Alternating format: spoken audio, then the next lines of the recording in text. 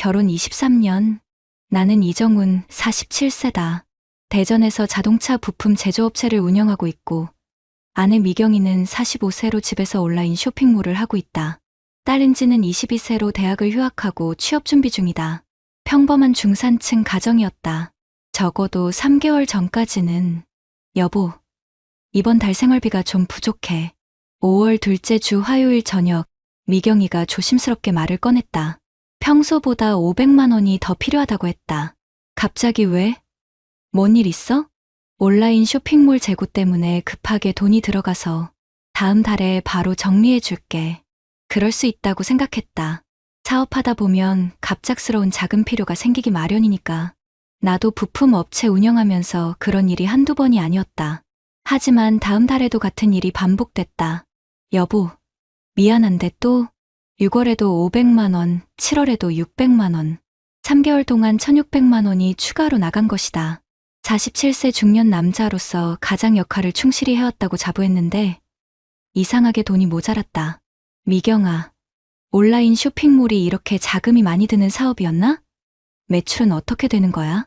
요즘 경기가 안 좋아서. 그리고 광고비가 많이 들어가고 있어. 미경이의 대답은 항상 애매했다. 구체적인 숫자나 장부를 보여달라고 하면 복잡해서 정리 중이라며 미뤘다. 7월 말, 나는 결심했다.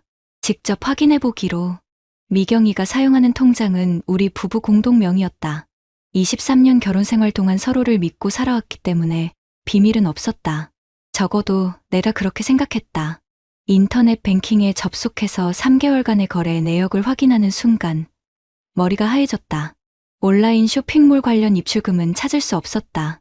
대신 이상한 업체들로의 이체 내역이 빼곡했다. 스타벳, 골든카지노, 럭키슬롯. 한 번에 50만 원씩, 100만 원씩, 많을 때는 200만 원까지 거의 매일 이체하고 있었다. 가슴이 답답해졌다. 23년을 함께 산 아내가 나를 속이고 있었다. 온라인 도박을 하고 있었던 것이다. 그날 밤, 나는 미경이가 돌아올 때까지 거실에 앉아 기다렸다. 손에는 출력한 거래 내역서를 들고 있었다. 다녀왔어. 미경이가 평소처럼 밝게 인사했다. 하지만 내 표정을 보더니 순간 굳어졌다. 앉아봐. 할 얘기가 있어. 나는 거래 내역서를 테이블에 펼쳤다. 이게 뭐야? 미경이의 얼굴이 하얗게 질렸다. 스타벳, 골든카지노. 이게 온라인 쇼핑몰 재고야? 3개월 동안 1600만 원을 여기다 쏟아부었어?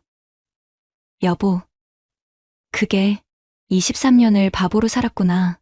미경이는 아무 말도 할 수 없었다. 증거가 너무 명확했으니까. 도박을 언제부터 했어? 6개월 전부터. 처음엔 재미로 시작했는데. 재미로? 1600만 원을 재미로 날렸다고? 내 목소리가 높아졌다. 47년 살면서 이렇게 배신감을 느껴본 적이 없었다. 여보, 미안해. 정말 미안해. 이제 끊을게. 미경이가 울기 시작했다. 하지만 이미 늦었다. 23년간 쌓아온 신뢰가 한순간에 무너졌다. 그날 밤, 나는 한잠도 자지 못했다. 머릿속에서는 계속 계산이 돌아갔다. 1600만 원이면 은지 대학 등록금 3학기치였다. 회사 운영자금으로도 쓸 수 있는 큰 돈이었다. 47세 가장으로서 느끼는 무력감이 몰려왔다. 내가 열심히 벌어서 모은 돈이 하루아침에 온라인 도박으로 사라진 것이다. 다음 날부터 나는 모든 통장의 비밀번호를 변경했다. 더 이상 미경이 혼자서 돈을 빼낼 수 없도록. 23년 결혼 생활에서 처음으로 아내를 감시하기 시작한 것이다. 하지만 이것은 시작에 불과했다. 통장을 차단한 지 일주일 후 미경이가 나에게 와서 무릎을 꿇었다. 여보, 제발 카드라도 써야 생활을 할 수 있잖아. 생활비 필요하면 말해. 내가 직접 계산해서 줄게. 그렇게까지 하지 말고. 23년 믿고 살았더니 1600만 원 날린 게 결과야. 이제 믿을 수 없어. 하지만 미경이의 도박은 멈추지 않았다. 며칠 후 은지가 급하게 집에 왔다. 아빠, 엄마가 내 통장에서 돈을 빼갔어. 뭐? 취업 준비하려고 모아둔 200만 원. 엄마가 급하게 쓸 일이 있다고 해서 빌려줬는데 알고 보니까 더 빼간 것 같아.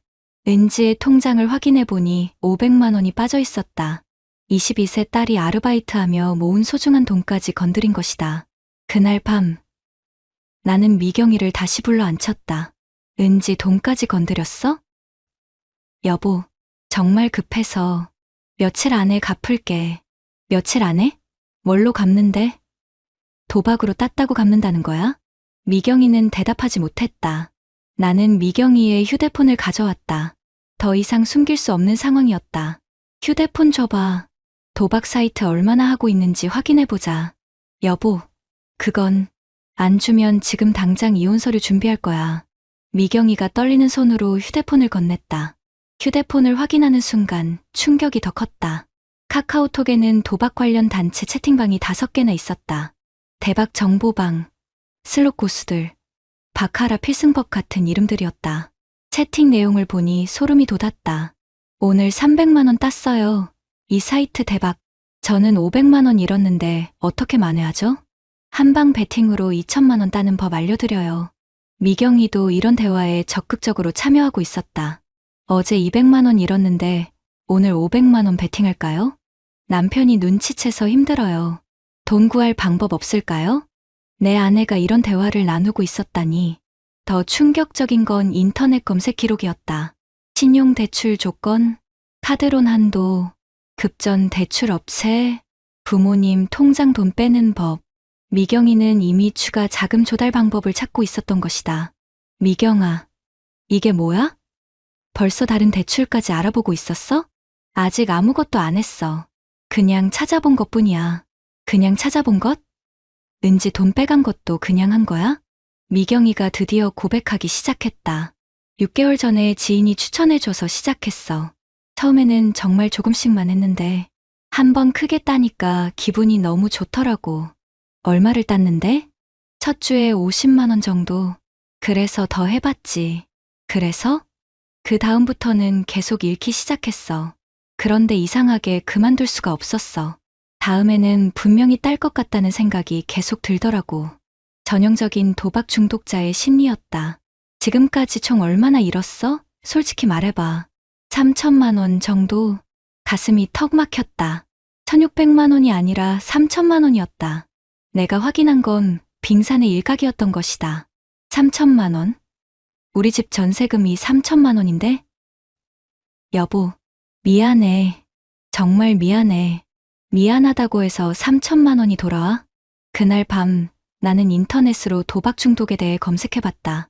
한국도박문제관리센터 자료에 따르면 온라인 도박 중독자의 평균 피해액이 5천만 원이 넘는다고 했다.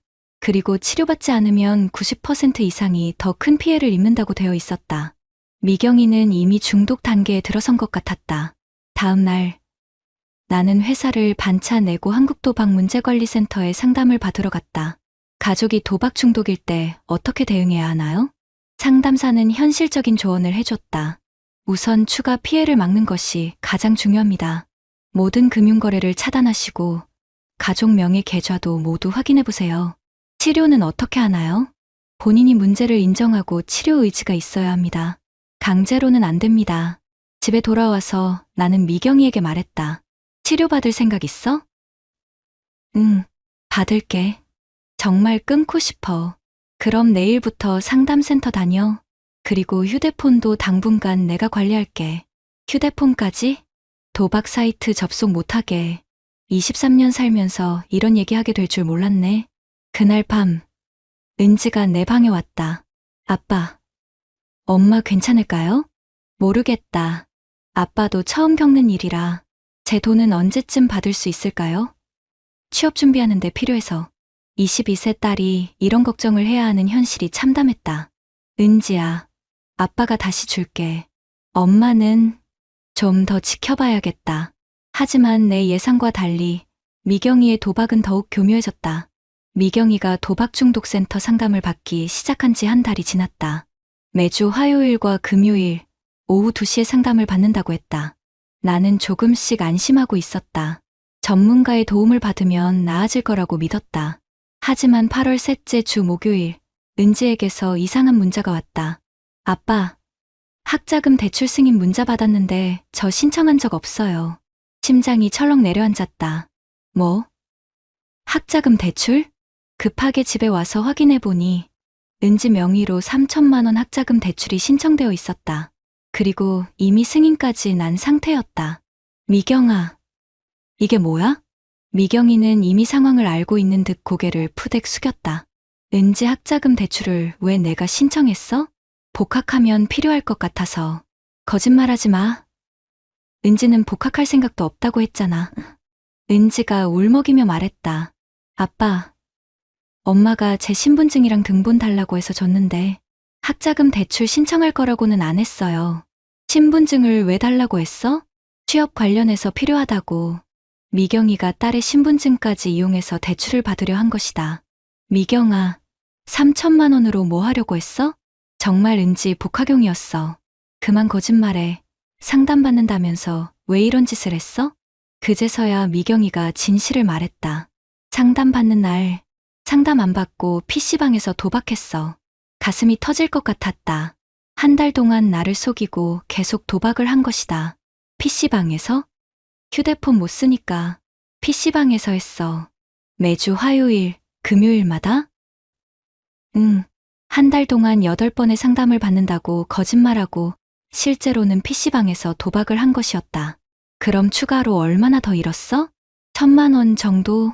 1,000만 원. 어디서 났어, 그 돈이? 미경이는 대답하지 못했다. 나는 급하게 모든 가족 통장을 확인하기 시작했다. 내 개인 통장에서 500만 원이 빠져 있었다. 어떻게 했는지 모르겠지만 비밀번호를 뚫고 들어간 것이었다. 더 심각한 건 발견되었다. 시어머니 통장에서도 500만 원이 빠져 있었다. 엄마 통장까지 건드렸어? 어머니가 수술비로 모아둔 돈을. 미경이는 아무 말도 할 수 없었다. 그날 저녁, 나는 가족회의를 열었다. 은지와 함께 앞으로 어떻게 할 것인지 결정해야 했다. 은지야, 솔직히 말할게. 엄마가 도박 중독이야. 지금까지 총 4천만 원 넘게 잃었어. 4천만 원요? 은지가 눈을 크게 떴다. 22세 나이에는 상상하기 어려운 큰 돈이었다. 그리고 내 명의로 3천만 원 대출도 신청했어. 다행히 아직 실행되지는 않았지만 어떻게 그런 일이. 은지가 울기 시작했다. 아빠는 어떻게 할 거예요? 이 질문에 나는 한참을 고민했다. 47세 가장으로서 23년 결혼 생활을 어떻게 마무리할 것인가. 이혼을 생각해보고 있어. 아빠, 은지야, 엄마를 사랑하지만 더 이상 믿을 수가 없어. 이대로 두면 우리 가족 모두가 망할 수도 있어. 미경이가 방에서 나와 무릎을 꿇었다. 여보, 제발 한 번만 더 기회를 줘. 정말로 끊을게. 한 번만 더? 벌써 몇 번째 한 번만 더야? 이번엔 정말로. 미경아, 너 치료받는다고 거짓말하면서 한 달 동안 PC방에서 도박했잖아. 어떻게 믿어? 그날 밤, 나는 변호사 사무소에 이혼 상담 예약을 잡았다. 다음날 오전, 이혼 전문 변호사와 상담을 받았다. 배우자의 도박으로 인한 이혼이 가능한가요? 충분히 가능합니다. 가정 파탄의 주된 사유가 될 수 있어요. 재산 분할은 어떻게 되나요? 도박으로 탕진한 재산은 악의적 재산 소비로 간주되어 도박하지 않은 배우자에게 유리하게 분할됩니다. 양육권은요? 성인 자녀라서 양육권 문제는 없고 다만 경제적 지원 문제는 남겠네요. 변호사는 현실적인 조언을 해줬다. 하지만 이혼 전에 한 가지 더 시도해볼 수 있는 방법이 있습니다. 뭔가요? 도박 중독 전문 치료기관에 강제 입원을 시키는 거예요. 본인 동의 없이는 어렵지만 가족이 모두 동의하면 가능합니다. 집에 돌아와서 미경이에게 말했다. 2가지 선택지가 있어. 첫 번째는 지금 당장 이혼. 2번째는 전문 치료기관의 입원 치료. 입원 치료? 6개월간 완전히 격리돼서 치료받는 거야. 핸드폰도 없고 인터넷도 없고 외출도 없어. 미경이의 얼굴이 하얗게 질렸다. 여보, 그건 너무 심한 것 같은데. 심해? 4천만 원 날리고 딸 명의로 대출까지 받으려고 한 게 심한 거 아니야? 알겠어. 입원할게. 정말로? 응, 이번엔 정말로 끊을게. 하지만 내 마음 한편에서는 의심이 사라지지 않았다. 과연 미경이가 정말로 도박을 끊을 수 있을까? 그리고 설사 끊는다고 해도 우리 부부 관계가 예전처럼 회복될 수 있을까? 4천만 원과 23년간의 신뢰, 둘 다 한 번에 잃어버린 47세 남자의 심정을 아무도 이해할 수 없을 것이다. 미경이가 도박 중독 치료기관에 입원한 지 2개월이 지났다. 푸른숲 중독치료센터라는 곳이었다. 경기도 양평에 있는 3개월 과정의 전문 치료기관이었다. 주 1회 면회가 가능했다. 첫 번째 면회를 갔을 때 미경이는 많이 야위어 있었다. 어때? 적응은 하고 있어? 응. 처음에는 정말 힘들었는데 이제 좀 나아졌어. 치료 프로그램은 어떤 거 해? 오전에는 집단 상담, 오후에는 개인 상담이랑 명상, 저녁에는 일기 쓰기. 미경이는 달라져 보였다. 눈빛이 예전보다 맑아진 것 같았다. 여보, 미안해. 정말 미안해. 내가 얼마나 큰 잘못을 했는지 이제 알겠어. 알겠다고 해서 잃은 돈이 돌아오는 건 아니잖아. 그래도 다시 시작할 수 있지 않을까? 나는 대답하지 못했다. 솔직히 아직도 확신이 서지 않았다. 한편 집에서는 은지와 둘이서 살림을 꾸려나가고 있었다. 아빤 취업은 어떻게 돼가? 서류는 몇 군데 넣었는데 아직 연락이 없어요. 면접 기회라도 생기면 좋겠는데. 은지는 엄마 없이도 잘 지내고 있었다. 오히려 집안 분위기가 더 편안해진 것 같았다. 아빠, 엄마 언제 나와요?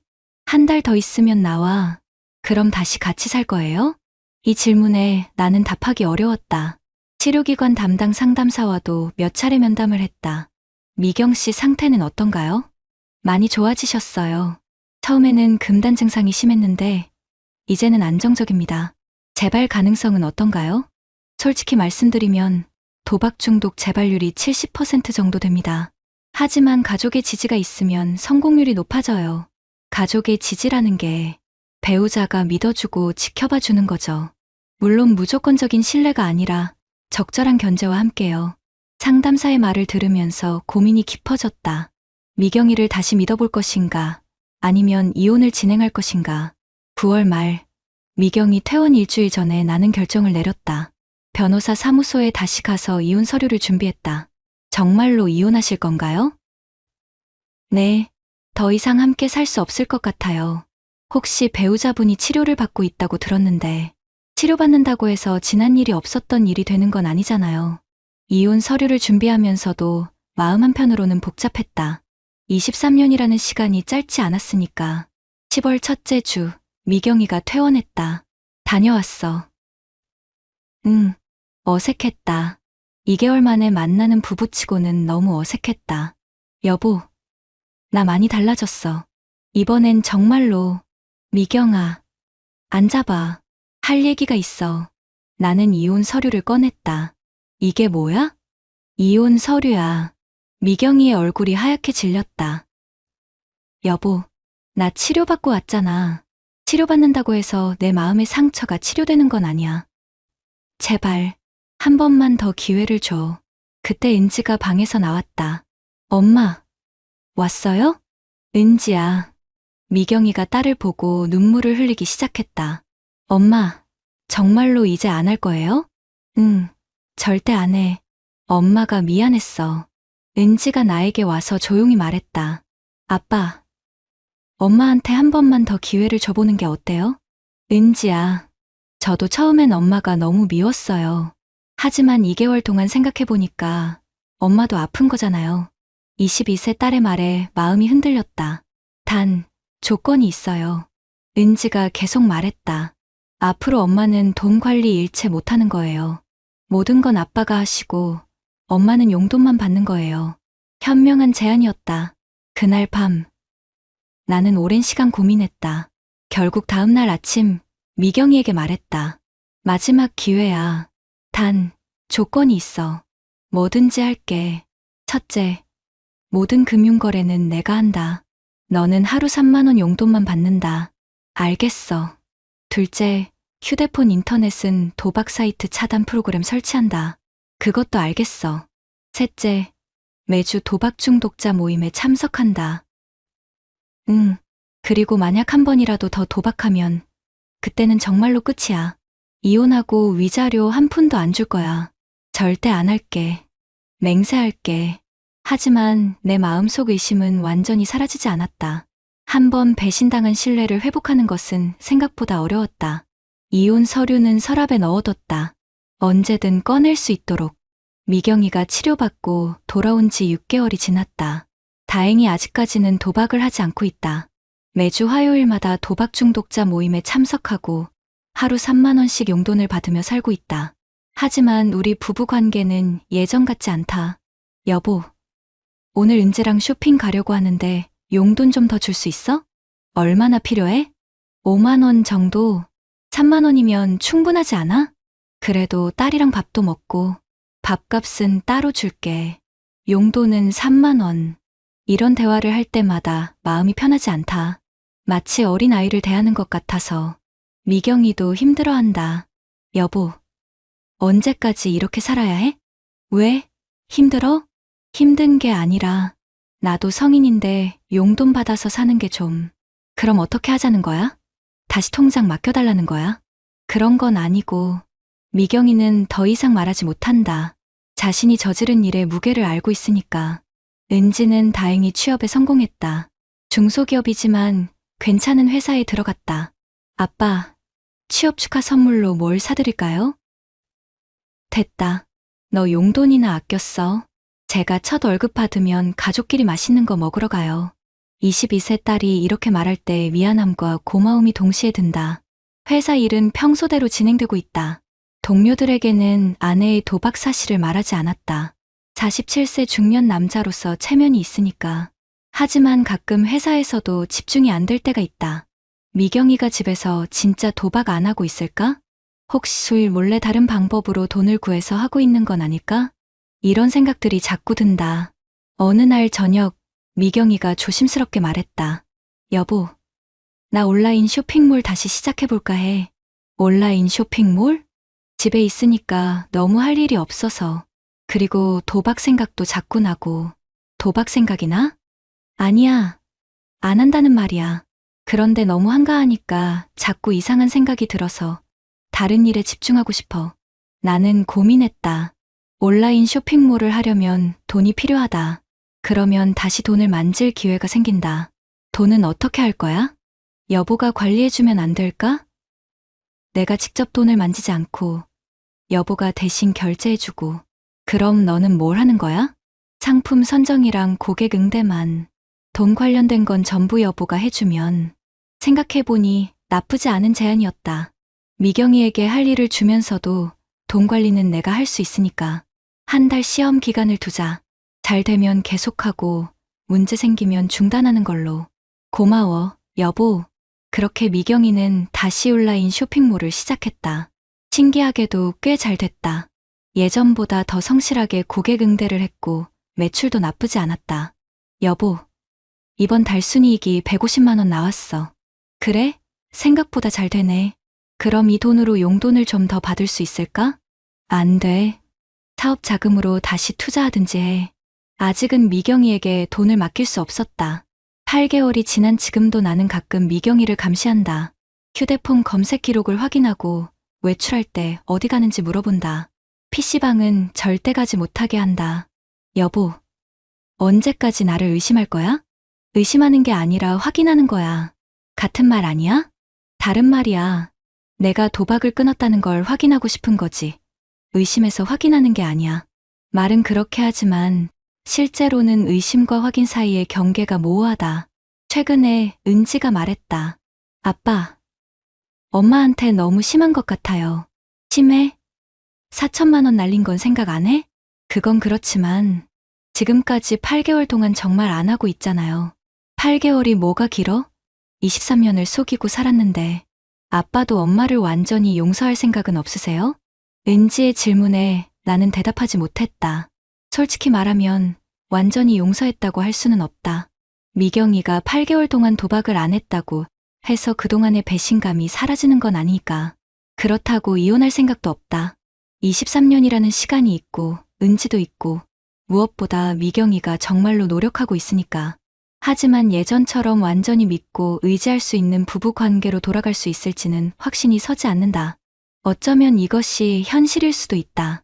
완전한 용서도 완전한 신뢰도 아닌 그 중간 어디엔가에서 조심스럽게 관계를 이어가는 것. 47세 중년 남자가 도달한 결론이다. 완벽하지 않지만 그래도 가족이라는 이름으로 함께 살아가는 것. 미경이는 여전히 하루 3만 원 용돈을 받고 있다. 그리고 나는 여전히 모든 돈을 관리하고 있다. 언제까지 이렇게 살 수 있을지 모르겠지만 지금은 이것이 우리에게 가능한 최선의 방식인 것 같다. 은지가 말했다.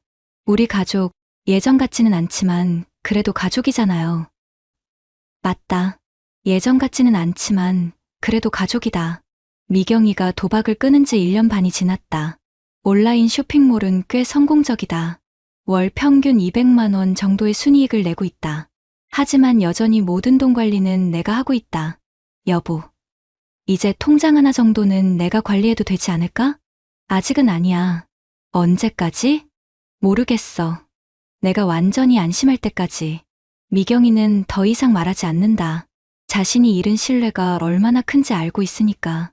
은지는 회사에서 인정받고 있다.